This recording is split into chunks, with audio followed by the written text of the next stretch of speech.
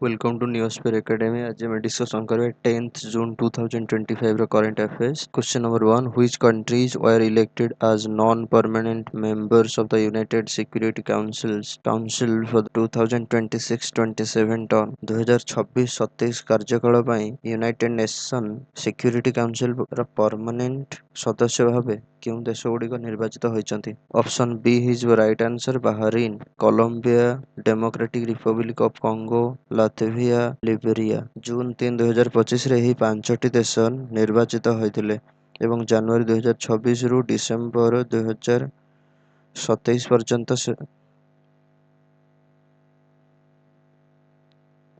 2027 ପର୍ଯ୍ୟନ୍ତ ଏହି ଦେଶ ୟୁନାଇଟେଡ୍ ନେସନ୍ସର ସିକ୍ୟୁରିଟି କାଉନସିଲ୍ରେ ସର୍ଭ କରିବେ। Question number 2. How many total members does the UN Security Council have? UN Security Council ରେ ମୋଟ କେତେ ସଦସ୍ୟ ଅଛନ୍ତି? Option C is your right answer 15. UN Security Council ରେ 5ଟି permanent members ଏବଂ 10ଟି non-permanent ରହିଥାନ୍ତି। Question number 3. What is the required majority in the UN General Assembly to elect a non-permanent member to the Security Council? United Nations Security Council ଅସ୍ଥାୟୀ ସଦସ୍ୟ ଭାବେ ନିର୍ବାଚିତ ହେବା ପାଇଁ ଜାତିସଂଘ ମହାସଭାରେ ବା ୟୁନାଇଟେଡ୍ ନେସନରେ କେତେ ବହୁମତ ଆବଶ୍ୟକ? Option B is right answer 2/3 majority। 193ଟି ମେମ୍ବର ଷ୍ଟେଟ୍ ଭିତରୁ ଯେଉଁ candidate 2/3 majority vote at least 2/3 majority vote secure କରିବ ସେହି କ୍ୟାଣ୍ଡିଡେଟ୍କୁ ନନ୍ ପରମାନେଣ୍ଟ ମେମ୍ବର ଭାବରେ ଇଲେକ୍ଟ କରାଯିବ। Question number 4. How many trees does the government aim to plant across India under एक पेड़ माँ के नाम 2.0 between June 5 and September 30, 2025? एक पेड़ माँ के नाम 2.0 ଅଧୀନରେ 5 ଜୁନରୁ 30 ସେପ୍ଟେମ୍ବର 2025 ମଧ୍ୟରେ ସମଗ୍ର ଭାରତରେ ସରକାର କେତେ ଗଛ ରୋପଣ କରିବାକୁ ଲକ୍ଷ୍ୟ ରଖିଛନ୍ତି? Option C is right answer 10 crore। 4 ମାସ ମଧ୍ୟରେ ଜାତୀୟ ସ୍ତରରେ 10 କୋଟି ଗଛ ରୋପଣ କରିବାକୁ ଏହା ଏକ ମହତ୍ୱାକାଂକ୍ଷୀ ଲକ୍ଷ୍ୟ ରଖିଛନ୍ତି ସରକାର। Question number 5. What was the theme of World Environment Day 2025? 2025 ବିଶ୍ୱ ପରିବେଶ ଦିବସର ଥିମ୍ କ'ଣ ଥିଲା? Option C is right answer land restoration, desertification and drought resilience. 2025 theme ପୁନରୁଦ୍ଧାର ଏବଂ ମରୁଭୂମିକରଣ ଓ ଖରା ବିରୋଧ ସ୍ଥିତିସ୍ଥାପକତା ଗଠନର ଗୁରୁତ୍ୱକୁ ହାଇଲାଇଟ୍ କରେ।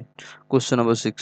Which organization established World Environment Day and in which year? ବିଶ୍ୱ ପରିବେଶ ଦିବସ କେଉଁ ବର୍ଷ ସ୍ଥାପନ କରାଯାଇଥିଲା ଏବଂ କିଏ ସ୍ଥାପନ କରିଥିଲେ? Option B is right answer United Nations Environment Programme UNEP ଏବଂ ଯାହାକୁ ସ୍ଥାପନ କରାଯାଇଥିଲା 1972ରେ। Question number 7. Who launched the ଭାରତୀୟ ଭାଷା ଅନୁଭବ in June 2025 to promote Indian languages in governance? ଶାସନରେ ଭାରତୀୟ ଭାଷାକୁ ପ୍ରୋତ୍ସାହିତ କରିବା ପାଇଁ ଜୁନ୍ 2025ରେ ଭାରତୀୟ ଭାଷା ଅନୁଭାଗ ବା BBA କିଏ ଆରମ୍ଭ କରିଥିଲେ? Option B is right answer କେନ୍ଦ୍ରୀୟ ଗୃହମନ୍ତ୍ରୀ ଅମିତ ଶାହା। ଅମିତ ଶାହା 6 ଜୁନ୍ 2025ରେ ନ୍ୟୁଦିଲ୍ଲୀରେ BBA ବା ଭାରତୀୟ ଭାଷା ଅନୁଭାଗ ଉଦ୍ଘାଟନ କରିଥିଲେ ଯାହାର ଉଦ୍ଦେଶ୍ୟ ପ୍ରଶାସନରେ ଆଞ୍ଚଳିକ ଭାଷାକୁ ଶକ୍ତ କରିବା। Question number 8. What is the main objective of the ଭାରତୀୟ ଭାଷା ଅନୁଭାଗ ଇନିସିଏଟିଭ୍? ଭାରତୀୟ ଭାଷା ଅନୁଭାଗ ବା BBA ର ଉଦ୍ୟମର ମୁଖ୍ୟ ଉଦ୍ଦେଶ୍ୟ କ'ଣ? Option B is right answer facilitate the use of Indian languages in administrative decision making and reduce resilience on foreign languages। ପ୍ରଶାସନିକ ସିଦ୍ଧାନ୍ତ ନେବାରେ ଭାରତୀୟ ଭାଷାଗୁଡ଼ିକର ବ୍ୟବହାର ସୁଗମ କରିବା ଓ ବିଦେଶୀ ଭାଷା ଉପରେ ନିର୍ଭରତା ହ୍ରାସ କରିବା। Question number 9. Which agency is responsible for developing translation tools for the BBA initiative? BBA ଉଦ୍ୟମ ପାଇଁ BBA ଇନିସିଏଟିଭ୍ ପାଇଁ ଅନୁବାଦ ସାଧନ କରିବା ପାଇଁ କେଉଁ agency responsible? Option B is right answer centre for development of advanced computing CDAC। CDAC ଅଞ୍ଚଳୀୟ ଭାଷାରେ ଯୋଗାଯୋଗକୁ ସମର୍ଥନ କରିବା ପାଇଁ ରିଏଲ୍ ଟାଇମ୍ ଉଚିତ ଗୁଣବତ୍ତା ଅନୁବାଦ ସାଧନ ଯୋଗାଇବ। Question number 10. The BBA initiative aligns with which major national policy? BBA ଉଦ୍ୟମ କେଉଁ ମୁଖ୍ୟ ଜାତୀୟ ନୀତି ସହିତ ଆଲାଇନ୍ ହେଇକି ରହିଛି? Option B is right answer national education policy ବା NEP 2020। NEP 2020 ମାତୃଭାଷା ଆଧାରିତ ଶିକ୍ଷା ଓ ପ୍ରଶାସନ ଉପରେ ଗୁରୁତ୍ୱ ଦେଇ ଭାଷାଗତ ସମାବେଶିତାକୁ ସମର୍ଥନ କରିଥାଏ। Question number 11 which technological initiative is also supporting multilingual governance and digital inclusion in India? ଭାରତରେ ବହୁଭାଷୀ ଶାସନ ଓ ଡିଜିଟାଲ ସମାବେଶିତାକୁ ସମର୍ଥନ କରୁଥିବା କେଉଁ ପ୍ରଯୁକ୍ତିଗତ ଉଦ୍ୟମ ମଧ୍ୟ ରହିଛି? ଅପସନ୍ ଏ ହେଇଯିବ ରାଇଟ୍ ଆନ୍ସର ଭାସିନୀ। ଭାସିନୀ ଏକ ଜାତୀୟ ଭାଷା ଅନୁବାଦ ମିଶନ ଯାହା AI ଓ NLP ବ୍ୟବହାର କରି ଏକାଧିକ ଭାରତୀୟ ଭାଷାରେ ଡିଜିଟାଲ ସେବା ଓ ଶାସନକୁ ସକ୍ଷମ କରେ ଏବଂ ଭାଷାଗତ ସମାବେଶିତାର ଲକ୍ଷ୍ୟକୁ ଅଗ୍ରସର କରେ। Question number 12 who won the Norway Chess 2025 tournament? Norway Chess 2025 tournament କିଏ ଜିତିଲେ? ଅପସନ୍ ସି ହେଇଯିବ right answer Magnus Carlsen. Norway ଷ୍ଟାଭାଙ୍ଗରରେ ଏକ ନାଟକୀୟ ଫାଇନାଲ ରାଉଣ୍ଡ ପରେ ମାଗ୍ନସ୍ କାର୍ଲସନ୍ ତାଙ୍କର ସପ୍ତମ ନରୱେ ଚେସ୍ ଅଧିକାର କରିଥିଲେ। Question number 13 which company recently received the global mobile personal communication by satellite licence to launch satellite internet service in India? ଭାରତରେ satellite internet ସେବା ଆରମ୍ଭ କରିବା ପାଇଁ କେଉଁ company recently global mobile personal communication by satellite licence ପାଇଛି? Option C ହେଇଯିବ right answer Starlink. Starlink SpaceX ଦ୍ୱାରା ପରିଚାଳିତ ଦୂରସଞ୍ଚାର ବିଭାଗ ଠାରୁ GMPCS ଲାଇସେନ୍ସ ପାଇଛି ଯାହା ଭାରତରେ ସାଟେଲାଇଟ୍ କମ୍ୟୁନିକେସନ ଯୋଗାଇବାର ଅନୁମତି ଦେଇଥାଏ। Question number 14 which laboratory developed India's first molecular diagnostic test kits for detecting deadly free-living amoeba ଚିହ୍ନଟ କରିବା ପାଇଁ ଭାରତର ପ୍ରଥମ ଅଣୁ ନିରୀକ୍ଷଣକାରୀ ପରୀକ୍ଷା କିଟ୍ କେଉଁ ପରୀକ୍ଷାଗାର ବିକାଶ କରିଛି? ଅପସନ୍ ବି ହେଇଯିବ right answer state public health laboratory Thiruvananthapuram Kerala. କେରଳର ରାଜ୍ୟ ସର୍ବସାଧାରଣ ସ୍ୱାସ୍ଥ୍ୟ ପରୀକ୍ଷାଗାର ଦ୍ୱାରା ଏହି ବିଶ୍ୱର ପ୍ରଥମ ସଫଳତା ହାସଲ କରାଯାଇଥିଲା ଯାହା ଏମୋଇକ୍ ବ୍ରେନ୍ ଇନଫେକ୍ସନର ସଂକ୍ରମଣକୁ ଦୂର ଏବଂ ସ୍ଥାନୀୟ ନିର୍ଣ୍ଣୟକୁ ସକ୍ଷମ କରିଛି। Question number 15 which diagnostic technique is used in the newly developed test kits for amoeba detection? Amoeba ଚିହ୍ନଟ କରିବା ପାଇଁ ନୂତନ ବିକଶିତ ପରୀକ୍ଷା କିଟ୍ ମଧ୍ୟରେ କେଉଁ ଡାୟଗ୍ନୋଷ୍ଟିକ୍ ଟେକ୍ନିକ୍ର ବ୍ୟବହୃତ ହୋଇଛି? ଅପସନ୍ ସି ହେଇଯିବ right answer PCR based molecular diagnostic. Polymerase chain reaction ବା PCR କ୍ଲିନିକାଲ ସାମ୍ପଲ୍ସ ଆମୋଇବା DNAର ସଠିକ ଚିହ୍ନଟ କରିବାକୁ ସମର୍ଥ କରେ। Question number 16 what is the source to sea approach in water governance?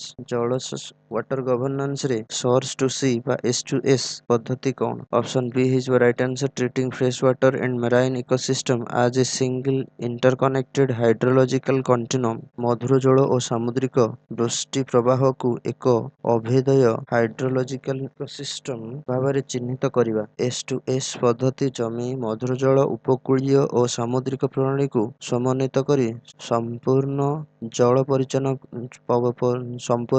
ଜଳ ପରିଚାଳନାକୁ ପ୍ରୋତ୍ସାହିତ କରେ। Question number 17 How much of India's extractable groundwater is used and which states exceed 100% oasis? ଭାରତର extractable groundwater କେତେ ଭାଗ ବ୍ୟବହୃତ ହୁଏ ଏବଂ କେଉଁ ରାଜ୍ୟଗୁଡ଼ିକ 100% ବ୍ୟବହାରକୁ ଅତିକ୍ରମ କରିଛନ୍ତି? ଅପସନ୍ ବି ହେଇଯିବ right answer 60.5% Punjab, Haryana, Rajasthan. Question number 18 Where was the 800-year-old Pandya era Shiv temple recently unearthed? 8 ବର୍ଷ ପୁରାତନ ପାଣ୍ଡ୍ୟା ଏରାର ଶିବ ମନ୍ଦିର କେଉଁଠାରେ ମିଳିଥିଲା? 8 ବର୍ଷ ପୁରାତନ ପାଣ୍ଡ୍ୟା ଯୁଗର ଶିବ ମନ୍ଦିର କେଉଁଠାରେ ମିଳିଥିଲା?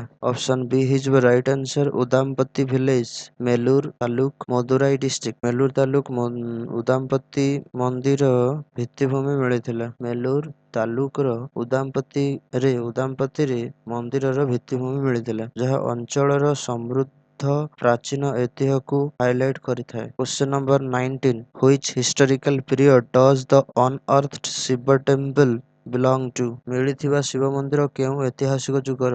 ଅପସନ୍ ସି ହେଇଯିବ right answer letter Pandya period 13th century CE। ମନ୍ଦିର ମାରଭର୍ମନ